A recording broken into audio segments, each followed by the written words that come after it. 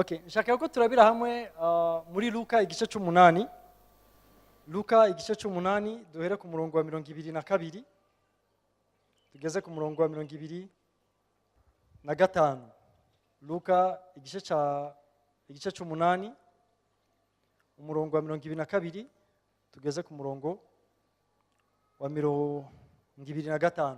Aya majambo dusoma ngaha muri Luka igice cy'umunani, iyi mirongo were ku murongo wa 22 kugeza ku murongo wa 25, na majambo aboneka kandi no muri Matayo, naho nyene igice cy'umunani umurongo wa 18, ariko kandi ugasimba ukava ku murongo wa 23 ukageza ku murongo wa 27, no muri Mariko uhere mu gice cya kane uhere ku murongo wa 35 ukagera ku murongo wa 41. Ndaza gusoma ngaha muri Luka gusa, ariko kandi ndaza no kuvuga utuntu duke abo bandi bashoboye kuvuga ko. Haravuga ngo ku munsi umwe muri yo atambukira mu bwato bo n'abigishwa biwe, arababwira ati tujabuke tuje hakurya. Baterera ubwato bava ku nkombe, bariko baragenda arasinzira. Hamanuka inkubi y'umuyaga mu kiyaga, ubwato bwariko buruzura amazi, bari mwirinde.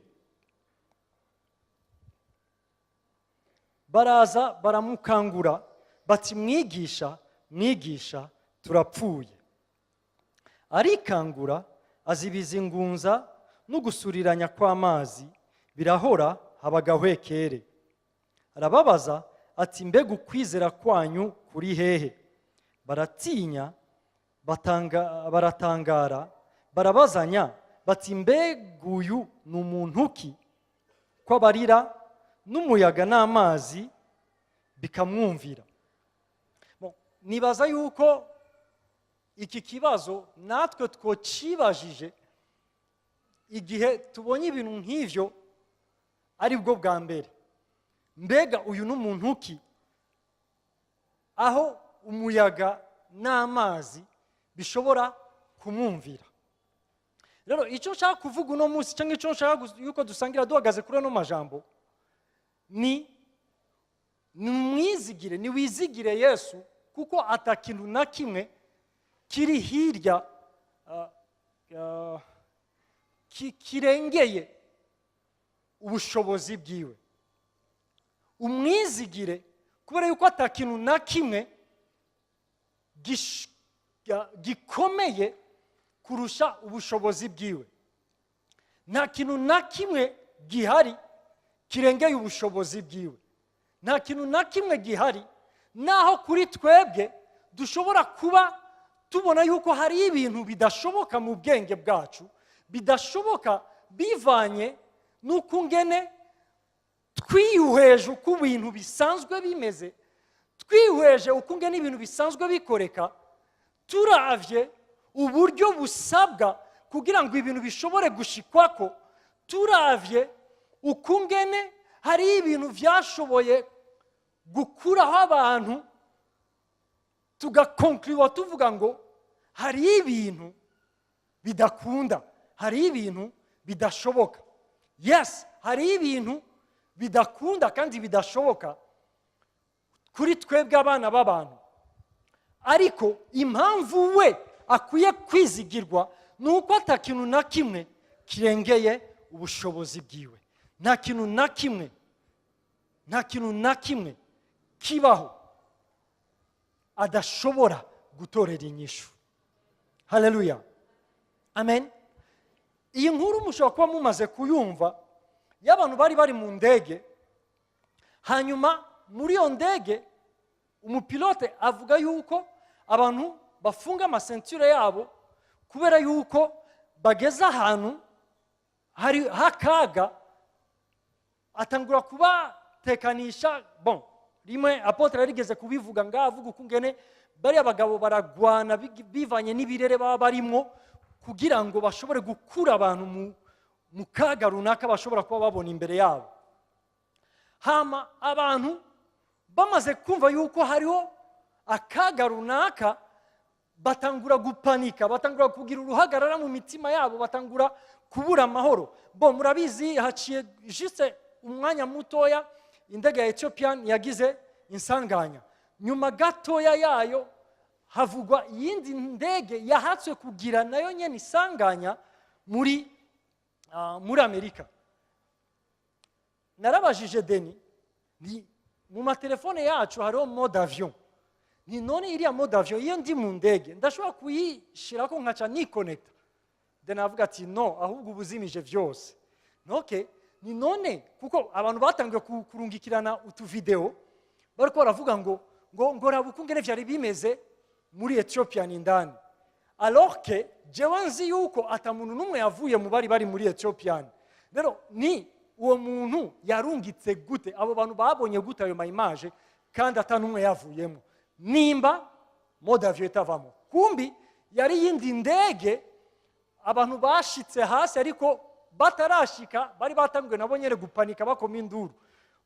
Muri ako ka video berekana uruhagarara abantu bashobora kugira iyo bamaze kumenya yuko indege yabo ishobora kugira insanganya umwanya wari wo wose. Aho hantu abantu bose abasenga bagatangura gusenga, abambaza bagatangura kwambaza kiranga, abambaza Yesu bagatangura kwambaza Yesu, abambaza Allah bagatangura, umuntu wese agatangura kuvuga ivyiwe. Hama bamaze gushika hasi, bon ibisi byo muri iyo ndege ni inkuru yindi. Bamaze gushika hasi hari umugabo yaguma abona kana kari uruhande rwiwe, igihe bose baburaga amahoro bakabira icuya, ako kana kari gatekanye. Nimba kariko karakinaje yako ko gatekanye atakibazo.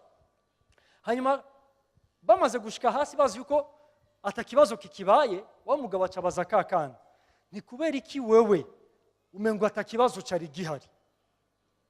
Kambwira ati nuko nzi uriya mugabo ariko arapilota indege.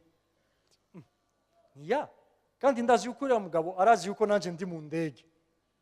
Rero akaga uko kashobora kuba kameze kose, araza kwiyaranja jewe nshikane hasi. Kandi subwa mbere bimubaye ko ndazi yuko yaragerageje no mu bindi bihe kugira ngo jewe simure n'ikibazo anshikana hasi amahoro. Niyo mpamvu atakibazo nifiti. Umugabo arazazanirwa abaza ati none ninde uwo mugabo? Ati no, uriya mupilote ni papa wanje. Rero nta makosa yokora mu buryo yorisika ubuzima bwanje. Aragerageza ivyo ashoboye vyose ashikana indege hasi kugira ngo mvemo. Mwese murashobora guhagarika umutima yuko mupfuye, ariko jewe ndatekanye kuko ndazi uriya mugabo. Bo kamwe muravyumva yuko n'abapfuye ntibaba bashaka yuko bapfa, n'abapilote vyananiranye ntibaba bashaka yuko vyananiranye. Nuko hari ibintu umuntu adashoboye, hari igihe umuntu bimugora bikamunanira. Imana dufashe cyane. Ariko icyo nshaka kuvuga niki, nuko hari umwe wewe atakirengeye ubushobozi bwiwe, naho vyoba bigaragara nkaho umengo ntibishoboka ku bana b'abantu, naho situation uko ishobora kuba imeze kose ishobora kubigaragara nkaho umengo atabundi buryo buhari bw'uko umuntu akira, we abafise inyishu. Haleluya. We arashoboye, we niwe wenyene ashobora no gufata ivyamaze guhera akabisubiza mu buryo. Mwene data Joel yatubwiye ijambo ry'umubumvyi avuga ngo ibumba ryarononekariye mu biganza vyiwe, ariko we ntafata ibumba ngo arite aca asubira kandi akarikoramo icyo ashaka. Naho vyapfuye arashoboye gusubira kandi kubiha forme, bigasubira kandi bikaba bizima. Nuwo kwizigirwa. Rero niryo jambo nshaka yuko dusangira muri uno mwanya, duhagaze kuri ano majambo. Ijambo rivuga ngo ni mwizigire, ni wizigire Yesu, kuko nta kintu na kimwe kirengeye ubushobozi bwiwe. Nta kintu na kimwe kiri en dehors ya controle yiwe. Ibiba vyose arafise icyo bikorera. Yesu ashimwe cyane. Haleluya.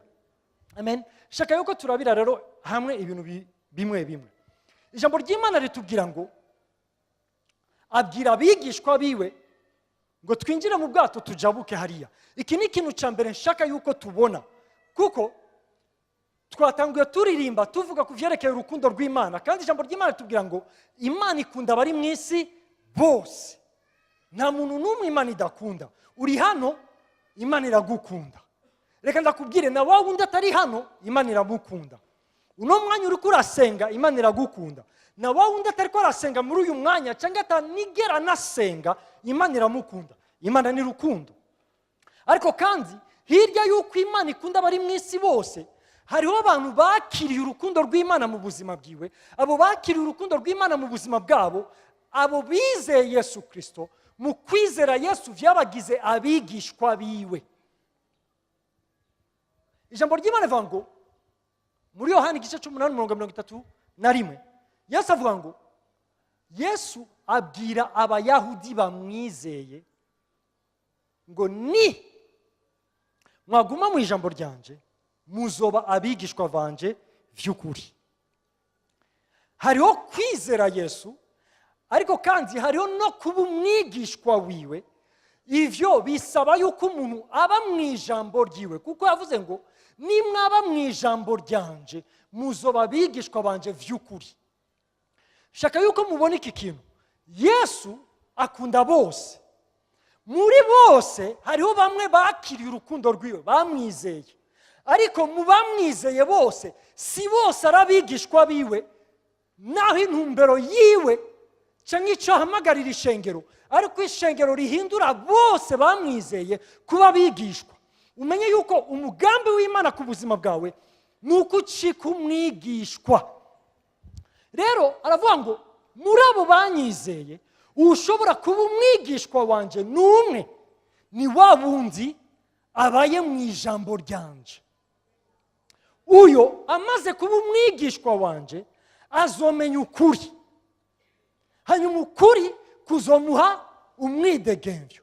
Ibi bikaduha igicapo cy'uko hariho abantu benshi bizeye Yesu ariko bakiboshwe, atamwidegemvyo uva ku Mana bafise, atari kubera yuko uwo mwidegemvyo udahari, nuko icyo bahaye uwo mwidegemvyo ntaco bashize ku imitima yabo.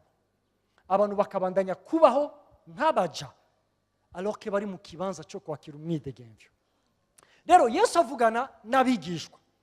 Kubera iki? Kuko ntiyari kuvugana na bose, kuko abandi bose atarabigishwa bakora ivyo bashaka. Sauf umwigishwa niwe wenyine umutima we uri ku ijambo. Avuga ati tujabuke tuje hakurya. Tuje hakurya. Ikintu nshaka yuko mubona muri uno mwanya niki. Ubwato muri iki gisomwa ni gicapo cy'ubuzima bwanje, ni gicapo cy'ubuzima bwawe. Ikiyaga muri iki gisomwa ni gicapo cy'isi. Yesu ari mu buzima bwacu. Yesu nari kumwe natwe. Yesu ari muri twebwe. Ubu ari muri twebwe ari sanse kudukontrola no kutujanaho agomba. Nk'abigishwa biwe turamwumvira tukajaho agomba. Ikindi kintu nshaka yuko mubona niki, nuko kenshi avugana natwe biciye mu ijambo ryiwe. Iyo turiko turarivuga, iyo turiko turaryumva, cyangwa avugana natwe iyo turiko turarisoma, kandi arashobora no kuvugana natwe biciye muri mpemu yera, aho agenda yemeza imitima yacu icyo Yesu adushakako. Amen. Ariko icyo nshaka yuko mubona niki, ari mu buzima bwacu, turi kumwe muri ubwo bwato arimo, muri ubu buzima bwacu arimo, afeza parti y'ubuzima bwacu. Ntabwo ari hanze y'ubuzima bwacu, ntabwo ari umuntu turondera kugira ngo aze kudutabara mu bibazo byacu, ari kumwe natwe mu buzima bwacu bwa minsi yose. Hama agashaka yuko tujabuka, agashaka yuko tugenda muri iyi si, agashaka yuko tubaho muri iyi si turi kumwe nawe, tutamwinyoha. Imana dufashe cyane. Amen. Ikindi kintu ushaka ko mubona ni ijambo riri nawabwiriye mirongo yindi muri Mariko igice cya 4 umurongo wa 35 n'uwa 36. Igihe Yesu yavuga ngo tujabuke tuje hakurya, ijambo ry'Imana rivuga ngo aba bantu, ababigishwa biwe basiga abandi bantu, bitandukanya n'abandi bantu. Ubuzima bwabo barabudetasha ku bandi bantu kugira ngo bikunde bakurikire cyangwa bagende nk'uko Yesu yavuze. Yesu ashimwe. Amen. Baridetasha. Muri Yohana, iyi ni indi circonstance, muri Yohana igice cya 6 umurongo wa 12, 13, 16 kugeza kuri 18, ho havuga iyindi nkuru, ariko nayo nyene duha igicapo c'ivyabaye. Yesu yari amaze kugaburira abantu bashika ku 5,000. Muri aba bantu Yesu yamaze kugaburira amafi n'imitsima, abwira abigishwa bati mutororokanye ivyasigaye. Aba batipe baratororokanya ivyasigaye. Hanyuma bagiye kuraba basanga bafise ibisimbo 12. Aba bagabo bari 12 batororokanya ibisimbo 12. Muca mwumva yuko umwe wese yari afise iciwe. Siko umwe wese yari afise iciwe. Mu yindi vugo, umwe wese yari afise provision yiwe, umwe wese yari afise ivyo akeneye. Ariko naho nyene Yesu arababwira ati mviriza, rekana n'ivyo mwinjire mu bwato muje hakurya. Turiko turayibona. Hariho n'igihe umuntu atitandukanya n'abantu gusa, ariko hariho n'ubuzima umuntu yitandukanya nabwo, ubwo buzima ariko bwari bumubeshejeho. Umuntu akitandukanya n'ahantu yarazi yuko akuramwo uburaro n'uburamuko, kubera yuko umumetre wiwe, umwigisha wiwe yamubwiye ngo rekana n'ivyo wowe jabuka. Yesu ashimwe cyane. Uyu akwiye kuba ari umwigishwa, kuko iyo atari umwigishwa ntibikunda yuko yinjira muri ubwo bwato ngo agende. Impamvu tuguma twiboheye ku bantu no ku bintu kenshi nuko ubwigishwa bwacu buracari ku rugezo rwo hasi, mu buryo tudepanda n'abantu n'ibintu kurusha kudepanda n'umumetre wacu. Imana dufashe cyane. Haleluya. Amen.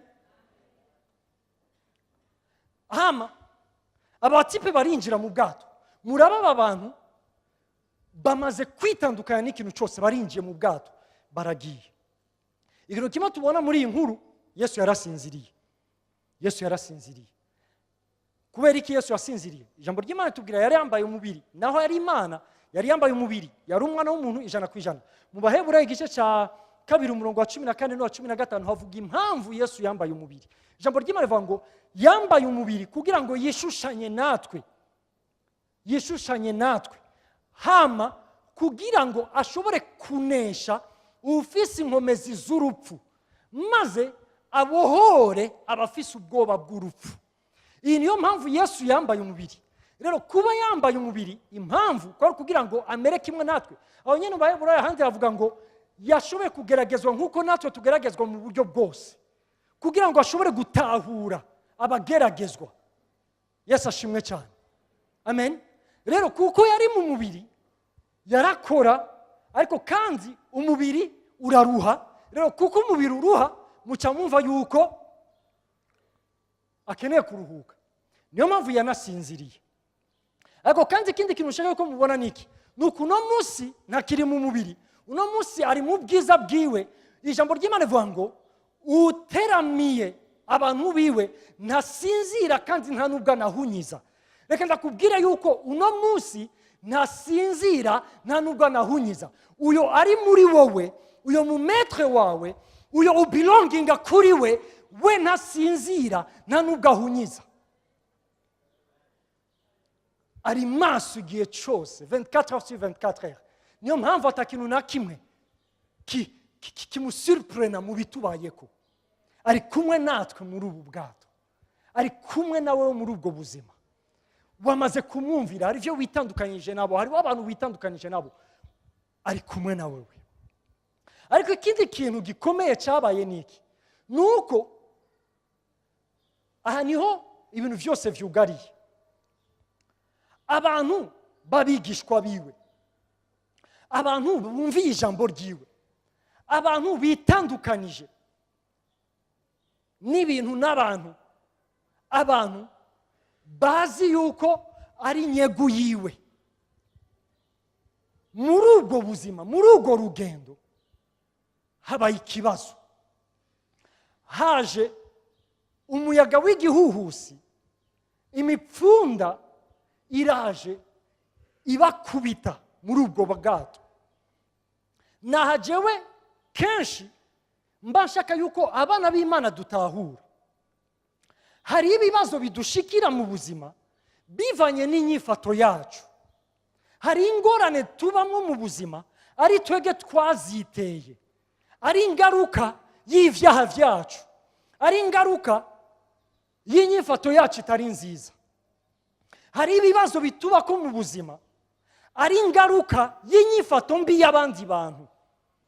Abandi bantu bifashe nabi, ingaruka z'inyifato yabo zikaza no gukora kuba innocent. Ivyo bintu birabaho muri iyi si.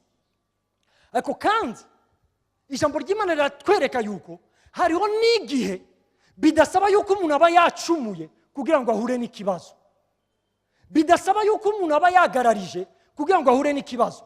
Aba bantu ils étaient conformes y'iki ijambo ry'Imana ryavuganye nabo.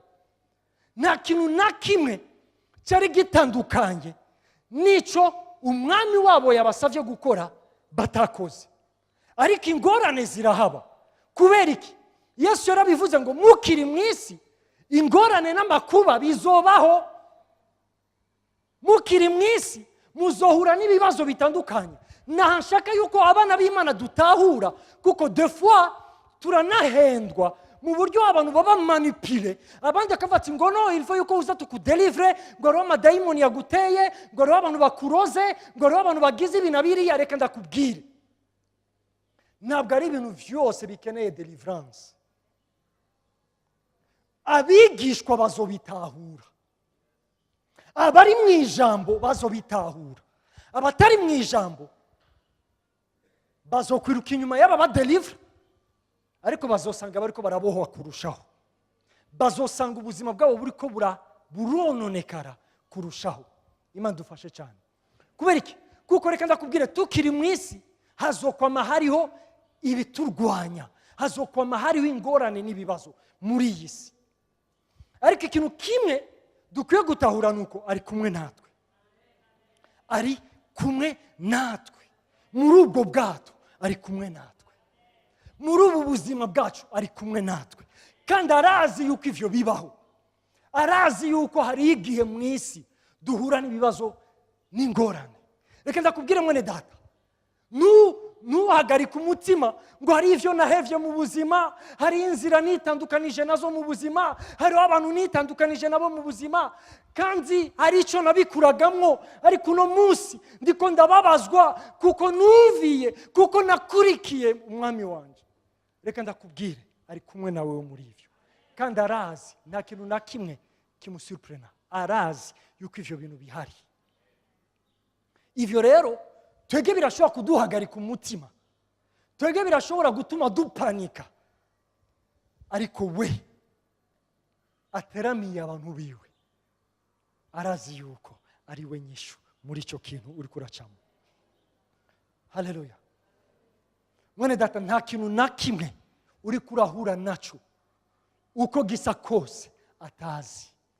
Kandi icyo ushobora kuba uri kurahura naco naho mu bwenge, mu buryo bw'umwana w'umuntu kigaragara nkaho umengo kikurusha inkomezi, we nta kintu na kimwe kimurusha inkomezi. We nta kintu na kimwe kimukomerana, vyose abifitiye inyishu. Yesu ashimwe cyane. Aba batipe bamaze kubona ibibaye kumbure barirwaniye. Uku niko bimeze mu buzima. Mu buzima iyo duhuye n'ingorane hariho abantu bamwe baca babivamo, ariko hariho abandi bapersevera, bakarwana, bakagerageza gukora ivyo bari bakwiye gukora. Aba batipe barigwanye ko muri ubwo bwato, ariko bibananiye baja kuri Yesu bavuga ati turakwinginze, turakwinginze. Hari ikintu nshaka yuko mubona ngaho. Rimwe na rimwe amasengesho tuyagira option, ariko amasengesho si option, amasengesho ni necessite. Amasengesho hari igihe abantu bayahitamwo igihe babone yuko ibindi vyose vyanse, ariko ntiduhitamo amasengesho kuko ibindi vyose vyanse. Turasenga kuko dukeneye Imana umunota ku wundi, isegonda ku yindi, mu bigize ubuzima bwacu bwose. Niyo mpamvu ntajya ku Mana kuko ari ikibazo cyananiranye, ariko njya ku Mana igihe cyose bikenewe, igihe cyose. Niyo mpamvu Pawulo yandikira ishengero ry'Abitesalonika avuga ati umviriza, nimusenge ubudasiba, vugana n'Imana yanyu umwanya wari wo wose, nimuze murindire vyayangaye kugira ngo abariho mujya kuvugana n'Imana yanyu. Ntabwo ari option, ni necessite. Turayakeneye uko bukeye uko bwije, umwanya wose. Ntidushobora kubaho nk'abigishwa amasengesho atari ubuzima bwacu. Ariko nshaka yuko murabika ikintu. Urazi Yesu yari yabasezeraniye yuko yari yabwiye turi kumwe muri ubwato. Muri Abaheburayo 13 umurongo wa 5 no 6 hari ivyo ijambo ry'Imana rivuga ngo bimu vyitandukanye navyo, ariko kandi mumenye iki kintu yuko Imana ubwayo yasezeranye ngo ndi kumwe namwe, ntaho nzobata, ntaho nzobahemukira. Ngo kandi uwo turwanya ninde. Haleluya. Iryo ryari isezerano ryiwe, ariko aba batipe ntibibutse isezerano ryiwe ku buzima bwabo yuko muri n'importe quelle situation ari kumwe nabo, atashobora kubareka, adashobora kubirengagiza. Aba batipe amaso yabo ajya ku ngorane, hanyuma igihe bagiye kumubwira, igihe bagiye kumukangura, iri jambo riri hariya muri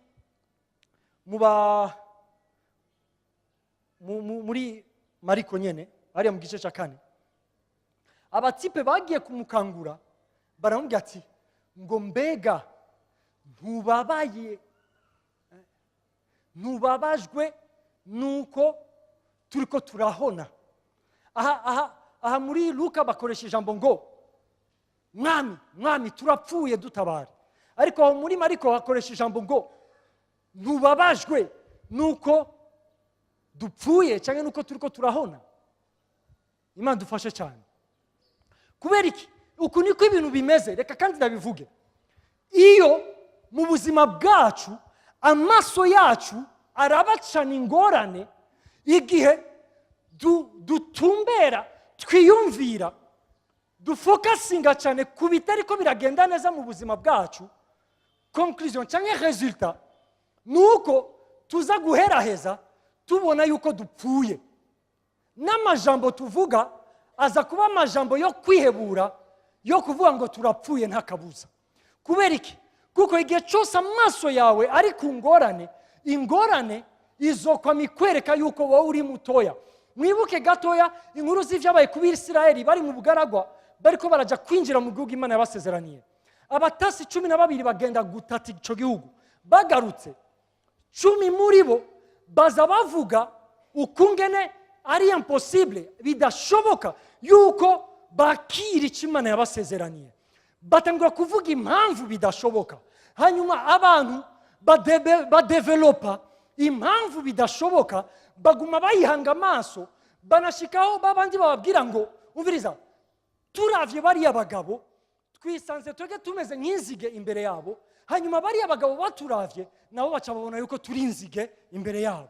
Kubera iki? Kuko uko wibona imbere y'ikibazo ni nako uzoba umeze koko imbere y'ikibazo. Imana dufashe cyane. Aba batipe kubera guhanga amaso ingorane, kubera kuguma babona ibiriko biraba, babona ukungene birengeye ubushobozi bwabo, baza gukonkluwa yuko bahonye. Ikibabaje nuko banashitse ahantu bavuga ngo nta nubwo babajwe nuko turiko turahona. Imana dufashe cyane, Imana dufashe cyane. Mwene data, kura amaso ku ngorane, kura amaso ku kibazo, kura amaso ku bitagenda neza, kura amaso mu byo uzi yuko muri uno mwanya ari amananiza kuri wewe. Amaso yawe uyashire ku mwami wawe. Ibi nivyo vyabaye kuri Yosuwa na Kalebo. Bavuze ngo ivyo muvuze vyose nivyo, ariko kubw'umwami wacu, kubw'uhoraho, biriya bigatanya tumeze nk'inzige imbere yavyo, turaza kubirya bwa mutsima. Imana dufashe cyane. Haleluya. Turaza kubirya bwa mutsima. Uku niko abantu babiri bashobora kuba bari mu kibazo kimwe, bari muri même situation, ariko uko bayidefinisa kukaba gutandukanye bivanye n'aho amaso yabo atumbereye. Nimba amaso yawe atumbereye ku kibazo, ugumuraba ibitagenda neza, ikibazo kizokumira, uzovuga ngo ndapfuye nta kabuza. Ariko amaso yawe niwe yashira ku mwami wawe, reka ndakubwire mwene data yuko ikibazo kizokubera gito. Haleluya. Abatipe baraja kumutakambira bavuga ati turakwinginze gira icyo ukoze. Iki ni ikintu kimwe mu bintu binezera iyo abana b'Imana babitahuye. Reka ndakubwire ivyo navuze vyose, naho vyo bavyakunaniye, basi heraheza umwinginga ngo agutabare. Naho ushobora kuba widoze, naho ushobora kuba wabonye yuko umengo ingorane ari nini yuko upfuye, fa kumuhambaza, fa kumuhamagara, fa kumubwira. Naho iryo jambo gupfa ntavyo nkunda, ariko mubwire, kuko yaravuze ngo uzokwambaza izina ryiwe wese azokizwa, uzokwambaza izina ryiwe wese azobona gutabarwa, uzokwambaza izina ryiwe wese azobona ukugendererwa n'Imana mu buzima bwiwe. Reka ndakubwiye ntacyo bitwaye impamvu ishobora gutuma uri mu ngorane urimo muri uno mwanya. Icyo ndakubwira nuko yarasezeranye yuko niwamwambaza, niwamuhamagara, niwamubwira, harimo gukira kwawe, harimo gutabarwa kwawe. Ibi Imana yabibwiye Yeremiya muri Yeremiya 33 umurongo wa mbere kugeza kwa 3. Ijambo ry'Imana rivuga ngo Uhoraho agenderera Yeremiya ubugira kabiri amusanga mu nzu y'imbohe. Mu bice biri imbere Yeremiya yarafungiwe muri prison. Imana iramugenderera, Imana ivugana na Yeremiya. Ariko kandi ugiye kuraba ni nkaho ivyo Imana yavuganye na Yeremiya ntivyamunyuze. Yeremiya yagumye abona ikibazo ciwe, yagumye abona ingorane yiwe, yagumye avuga ibitagenda neza muri uwo mwanya. Hanyuma muri iki gice y'30 Uhoraho asubira kandi aramugenderera. Uhoraho atangura kubwira Yeremiya ati mviriza Yeremiya, ni jewe ndabirema, ni jewe ndabishiraho bikabaho, ni jewe ndabishinga bigashimikwa, ntihagire ikintu na kimwe kibinyiganyiza. Acabwira Yeremiya ati mviriza, numpamagare jewe ndakwitaba, ndakwereke n'ivyo amaso atarigera abona, ndakwereke ivyo ubwenge bwawe budashobora gukonseva, ndakwereke ibintu mu bwenge bw'umwana w'umuntu bitari logique, ariko jewe nshobora gukora. Reka ndakubwire mwene data, uko bishobora kuba bisa kose, yaratanze isezerano ngo niwamuhamagara arakwitaba, niwamuhamagara arakwitaba, arakwitaba, arakugirira neza. Yesu ashimwe cyane. Baramuhamagara, baramukangura, aravyuka. Ijambo ry'Imana ngo ategeka umuyaga n'ikiyaga, ategeka umuyaga n'imipfunda n'ingunza, biratekana. Ahantu hari urupfu haza ugutekana. Uku niko abigenza. Shaka mvuga ibi bintu muri ubu buryo bubiri. icyambere nuko hari igihe bisaba yuko ari wategeka kugira ngo bitekane, ariko hariho n'igihe wowe uhishurirwa utahura ububasha yaguhaye kugira ngo utegeke. Ibi nivyo yabwiye abigishwa bati, umviriza, nimba mufise ukwizera kungana n'akabuto ka sinapi, muzonabwira uno musozi ushinguke witerere mu kiyaga, kandi uwo musozi uzobikora. Hari igihe bisaba yuko uhishurirwa ububasha yaguhaye, umenye uri muri wowe. Ijambo ry'Imana rivuga ngo uri muri twebwe arusha cyane uri mu bisi, uri muri twebwe arusha cyane uturwanya, uri muri twebwe arusha cyane situation turiko turacamo inkomezi. Rero iyo ubihishuriwe, wowe watura, wowe uvuga, wowe utegeka icyo uzi yuko we avuga mu ijambo ryiwe. Icyo uri kuravuga kiraza guhindura situation. Hariya navuze muri nombre 13, juste mu murongo mu gice cya 14 muri nombre guharura umurongo wa 28, igihe Abisirayeli bari bamaze umwanya bariko baridoga, Imana ibwira Mose ati babwire yuko ivyo jewe Imana numvise bariko baravuga nivyo biza kubashikako. Bavuze ngo twofuma dupfira muri ubu bugaragwa, rero ivyo bagiye batura nivyo biza kubashikako, bazopfira muri ubu bugaragwa, keretse Yosuwa na Kalebu, kuko bobo bari yatashe ku ijambo ryanje. Iki ndakivuze kugira ngo tumenye yuko impamvu turondera kumenya icyo avuga akaba ari cyo natwe tuvuga mu masituwasiyo yacu, nuko icyo tuvuga nicyo kizana impinduka. Urashobora kuvuga ibizana urupfu mu buzima bwawe, kuko ijambo ry'Imana rivuga mu Migani 18:21 ngo ubushobozi bw'urupfu n'ubugingo biri ku rurimi rw'umwana w'umuntu. Ivyo uvuga birashobora kuzana urupfu, nk'uko ivyo uvuga bishobora kuzana ubugingo. Nimba umwizigiye, nimba uzi yuko atakintu na kimwe kirengeye ubushobozi bwiwe, utangura no guhindura amajambo uvuga, ukavuga ivyo uzi yuko avuga. Ikibazo ni ikihe? Ikibazo yuko tutanamenya ivyo tuvuga, ko tutazi ivyo avuga, kubera yuko tutari n'abigishwa.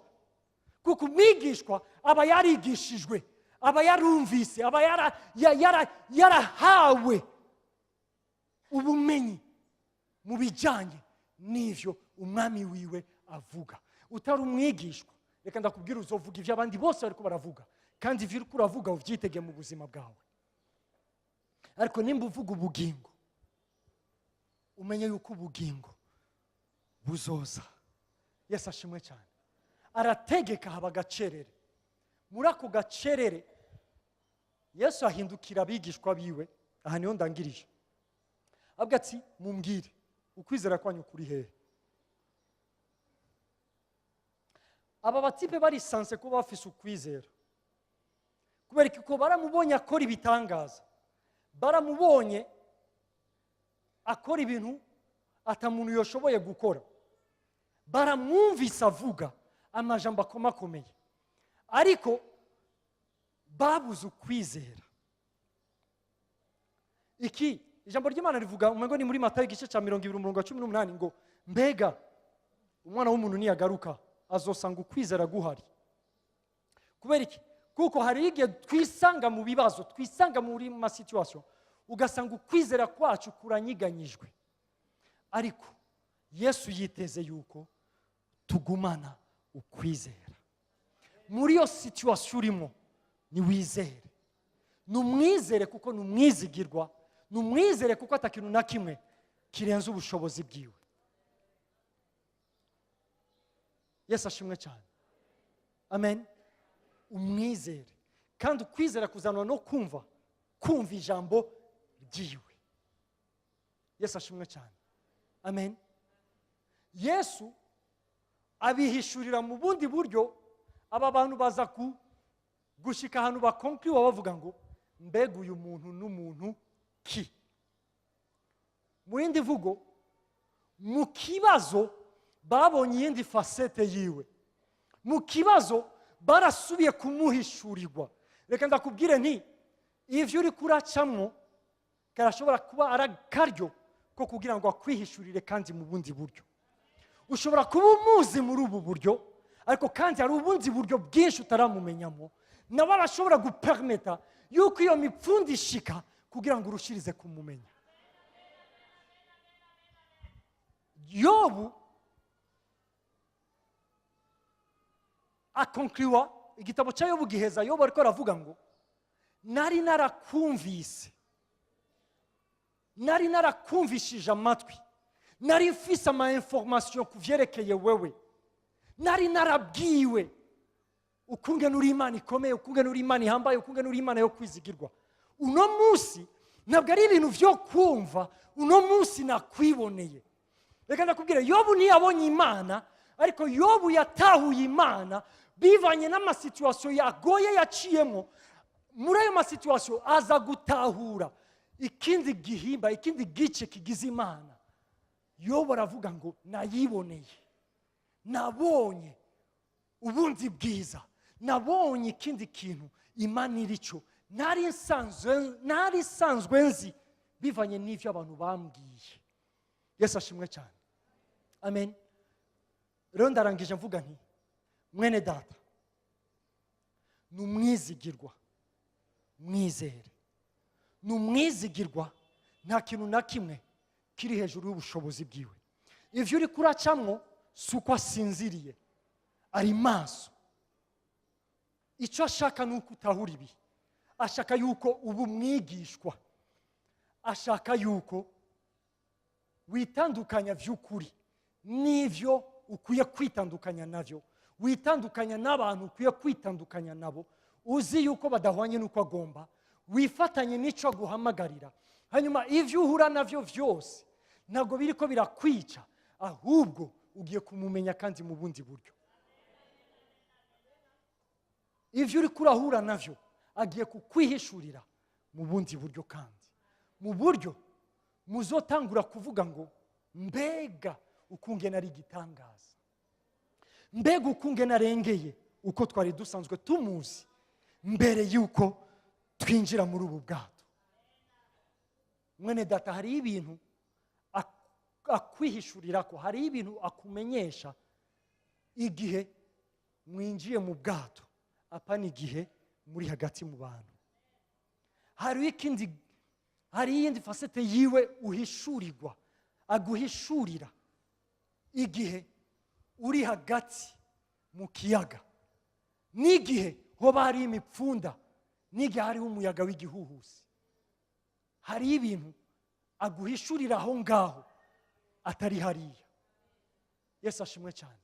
Niyo mpamvu isengesho ryanje nuko umwe wese hagati yacu amwizera no muri ivyo ariko aracamo, kuko niwo kwizerwa. Ari kumwe nawe, akeneye gusa yuko umwizera, akeneye gusa yuko umwizera, akeneye yuko uhindura amajambo yawe, ntuvuga amajambo azana urupfu, uvuga amajambo we avuga, uvuga ubugingo. Ibi ntibisobanura, ndabivuge muri ubu buryo, ibi ntibitwaka ama responsabilité yacu, ibi ntibituma tuba abantu bari passive, kubera yuko hari abantu bamwe na bamwe muri ivyo bihe batwarwa bakabaho nk'uko isi ishaka yuko babaho muri ivyo bihe. Hariho n'abandi bashika ahantu bakumva yuko ata mpamvu yo kubaho kandi gihari, bamwe bakiyahura cyangwa abantu bakihereza ibiyayuramutwe birushiriza konona ubuzima bwabo. Abandi ukamengo bakwiye kubivamo vyose. Reka ndakubwire, dushishikara kubaho ubuzima bwacu, ariko kandi tumwizeye, tumwizigiye, tudepanda nawe we bugingo. Amen.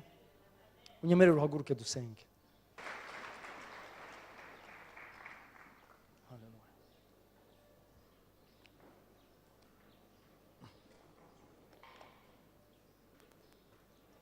Shaka yuko dusenga muri uno mwanya.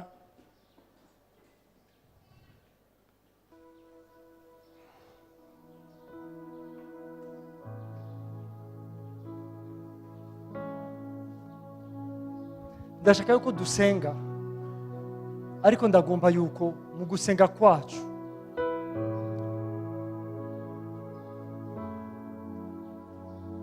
usabe kumwizera, umusabe kugushoboza kumwizera. Mwene data, ushobora kubura ahantu wumva yuko umengo bikurengeye, ushobora kubura ahantu wumva yuko byananiranye, ushobora kubura ahantu wumva yuko bitagishobotse. Ivyo urimo bishobora kuba ari ingaruka z'ivyo wakoze, ivyo urimo bishobora kuba ari ingaruka z'ivyo abandi bakoze, cyangwa ivyo urimo bishobora kuba ari bikwiye gushika kuko turi mu isi. Ariko icyo asaba nuko umwizera. Nimba uzi yuko ivyo urimo, ibibazo n'ingorane ari ingaruka z'inyifato yawe mbi, urashobora gutangura uvuga ati ndasavye imbabazi mwami wanje, mbabarira ku nyifato no ku ngendo mbi nagize vyankwegeye ivyo ndimo muri uno mwanya. Nimba uzi yuko ivyo urimo ari ingaruka z'inyifato mbi y'abandi bantu, urashobora gutangura kubabarira abuzi yuko babaye impamvu yawe yo kwisanga muri ivyo bibazo no muri izo ngorane. Urashobora kubababarira bati mwami ndabababariye. Nigihe wumva yuko bikunaniye kubera kumbure uravye uburemere bw'ivyo bagukoreye, urashobora kumusaba guha inkomezi zo kubababarira, kuko intambuko ya mbere nuko tubabarira. Tubabarigwe, tubabarire. Ariko kandi nimba ari n'ibibazo bishika, kuko bishikira bose bari mu isi, nkuko Petero yavuze ngo ivyo nyene bibashikira ni nako bishikira bene data bandi hirya no hino. Niyo mpamvu bati nimumwikoreze amaganya yanyu yose, kuko bababaye araza kubakiza. Juste mubwire ugati ndakeneye yuko unshoboza kukwizera, ndakeneye yuko ugira icyo uvuze muri iyi situation ya ndiko ndacamo, ndakeneye no kumva icyo ushaka yuko mvuga, ndakeneye kumva icyo uriko uravuga kugira ngo aba ari cyo nanje mvuga, aba ari cyo nanje natura. Mwene data, niwe nyishu, kuko atakintu na kimwe kiri hejuru y'ubushobozi bwiwe. Urashobora kumwizera muri iki gitondo, urashobora kumwizera. Reka ndagutumira utangure kumubwira, reka ndagutumire utangure gusenga, reka ndagutumire utangure kuvugana nawe. Nimba uzi yuko ari ingaruka z'ivyo wakoze, tangura usaba imbabazi. Nimba uzi yuko ari ingaruka y'ivyo abandi bakoze, tangura kubababarira. Mubwire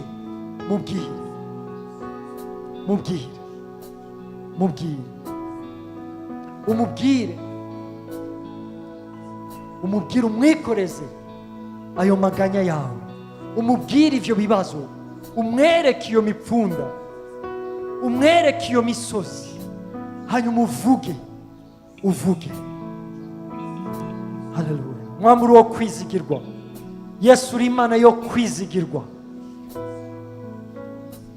Muri wowe mwami nta gitutu cyo guhindagurika kirimo, uko wamye ni kuri ni nako uzokwamaho iteka ryose. Mwami warasezeranye yuko mwami igihe cyose tuzokwambaza izina ryawe, mwami nawe uzodutabara, uzotwumva uri mu ijuru, wintervene mu masituation yacu, uzane gukira mu buzima bwacu, uzane gukira mu miryango yacu, uzane gukira mu gihugu cyacu. Mwami, iryo ni isezerano ryawe, iryo ni isezerano ryawe Mwami, iryo ni isezerano ryawe.